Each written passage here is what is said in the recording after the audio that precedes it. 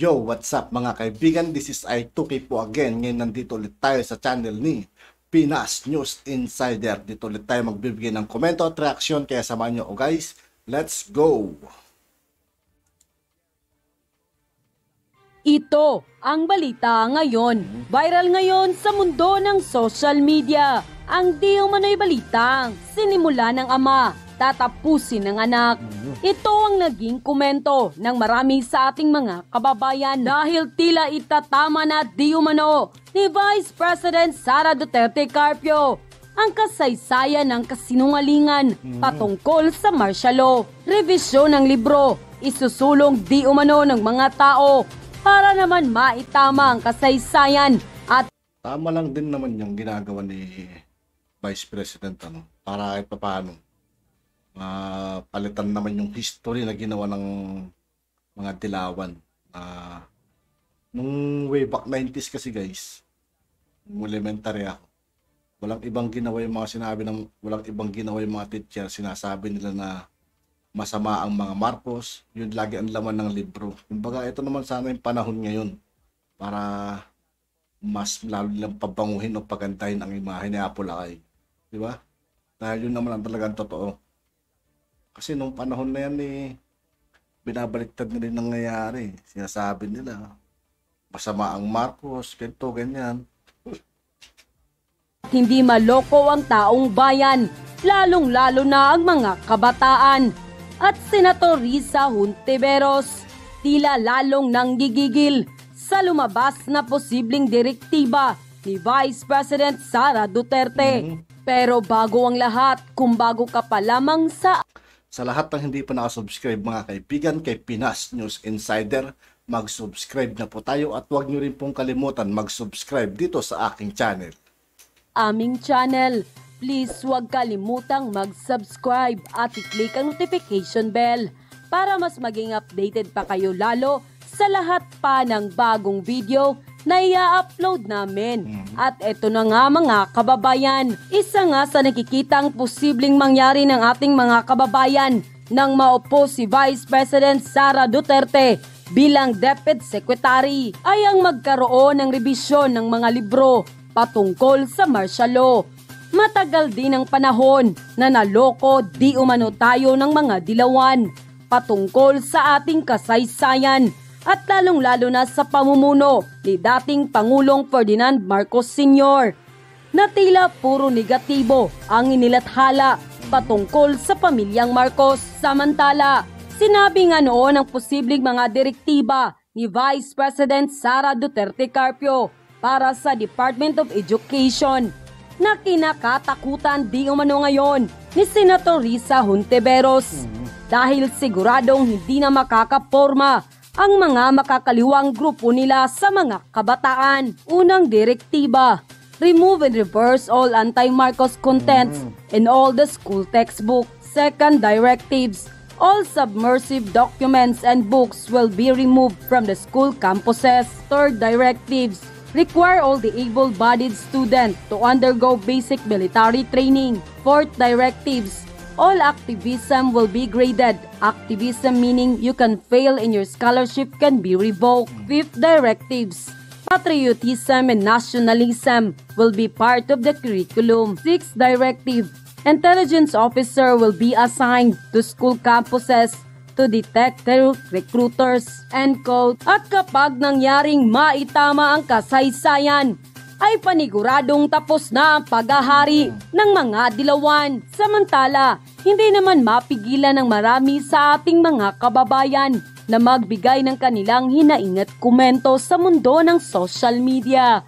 At ayon pa sa kanila, humanda ka Risa Hontiveros. Ibang klase yang kinalaban mo. Matapang, may katwiran din yan si Sara Duterte. Tapos abogado pa yan. Ngayon, nakatagpo ka ng katapat mo Risa. Inumpisahan ng ama, tatapusin ng anak. Tama yan, VP Sara.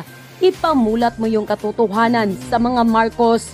Sa totoo lang naman, wala naman talagang kasalanan ang mga Marcos. Bakit yung mga dilawan? Ano ba ang ginawa? Nagpayaman lang. Salamat talaga at naitalaga si VP Sara sa DepEd para maituwid niya ang katotohanan tungkol sa martial law na lumason sa ikaisipan ng mga kabataan. Salamat sa Uniteam. God bless you and our country. Our country will be great again. Tama lang na itama ang maling paniniwala ng mga pinklawan nang makorek na once and for all. Ontiveros, if you really love our country and the Filipino family, throw away all your biases against the Marcos and the Duterte. Concentrate and focus on rebuilding our country. Cooperate with the Marcos Jr. administration to promote the development of our country and the lives of our countrymen. Be a good opposition and not to criticize for the sake of being an opposition. End quote. Abay, nag-issue ng memorandum ang Department of Education na nagsasabi na lahat ng membro ng ACT Teachers Union ay dapat ibigay ang kanilang mga pangalan. Abay, ang sabi ng ACT teacher, ito daw ay profiling at ito raw ay paglabag nila sa kanilang karapatan ng privacy. Tignan natin, may kopya ba tayo nung circular? Well, mukhang wala, no? Pero ang problema kasi, kapag ikaw kasi ay kasapi ng union, merong dinididak sa sahod ng mga miyembro na pupunta sa union. Now, sa tingin ko, hindi naman po profiling ang ginawa ng DepEd. Ang ginawa lang ng DepEd, siniguro na kung sila ay magbabawas ng, sa sweldo ng mga teacher, ng mga miyembro ng teachers union, talagang ito ay may pahintulot ng mga teachers. Now, bakit hindi yan profiling? Well, unang-una, totoo naman talaga. Obligasyon ng DepEd na siguraduhin na kung talagang sila ay miyembro, pumapayag sila na bawasan ang kanilang sweldo. Mamantakin nyo, hindi na nga ganun kalaki ang sweldo ng mga teachers, babawasan mo pa. Tapos baka maya-maya, wala pa talagang consent ng guro na magbawas ng sweldo. Di ba tama lang naman na siguraduhin na bago bawasan ng sweldo, pumapayag nga ang mga teachers. So sa akin, hindi po yan profiling, yan po ay tama lamang. Pasiguro na talaga namang pumapayag ang mga guro na bawasan ang kanilang mga sweldo. Wala po yung invasion ng right of privacy dahil ang hinihingi lang naman sino ba talaga miyembro ng Teachers Union at talaga bang pumapayag kayo na bawasan ang iyong mga sweldo. Kung nagkataon na binawasan ng sweldo, wala palang pahintulot. Hindi ba magre-reklamo rin yung teacher?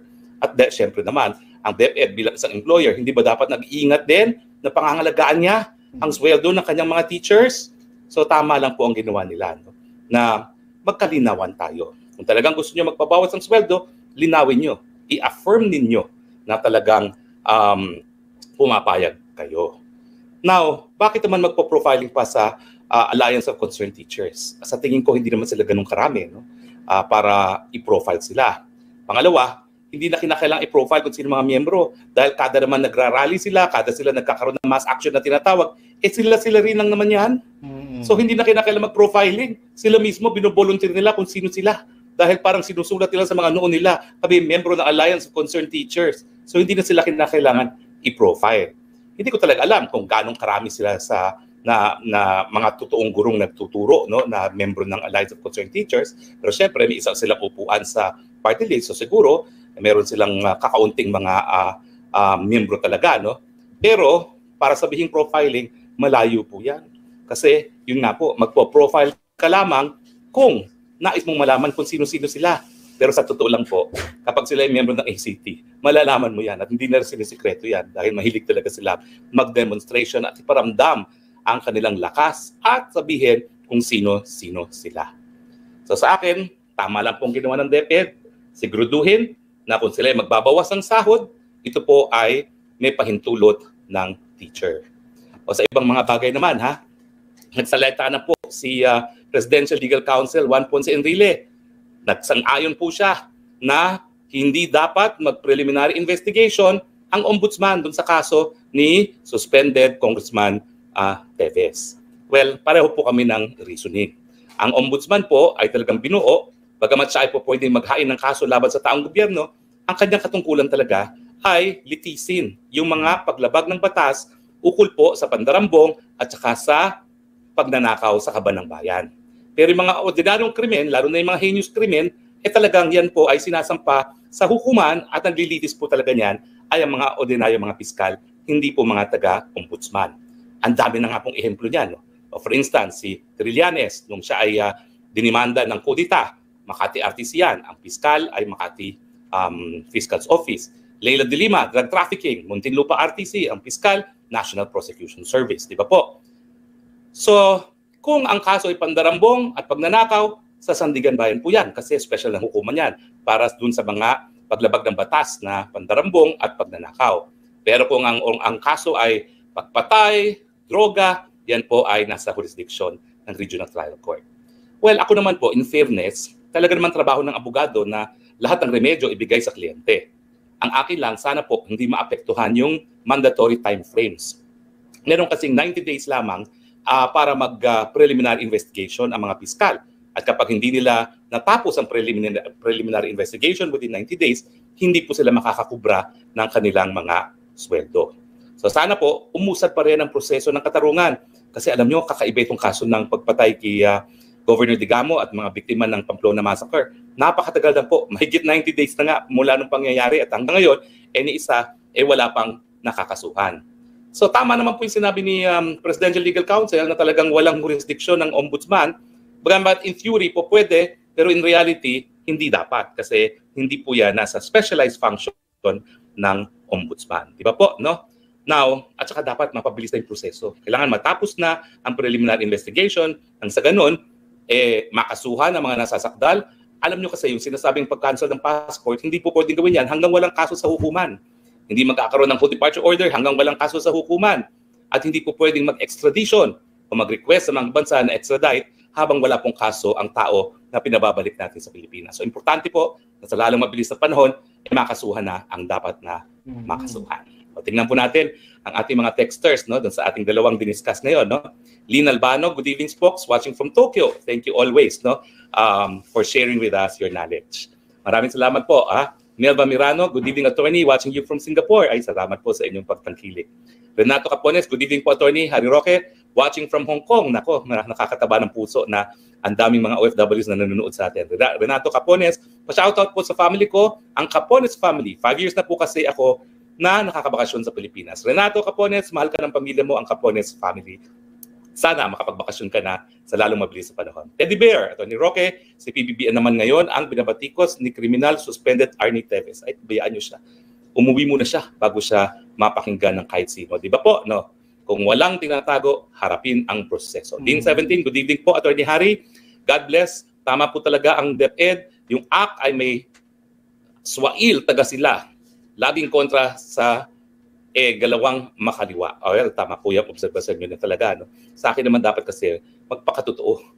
Hindi po bawal maging komunista. Ang bawal yung pumatay ng kapwa Pilipino. Yun po ang pinagbabawal. Hindi po yung pagiging miyembro ng Communist Party of the Philippines. Magpakatotoo lang po. Sabihin ang nais nilang gawin, revolusyon at hindi lang paniniwalang komunismo.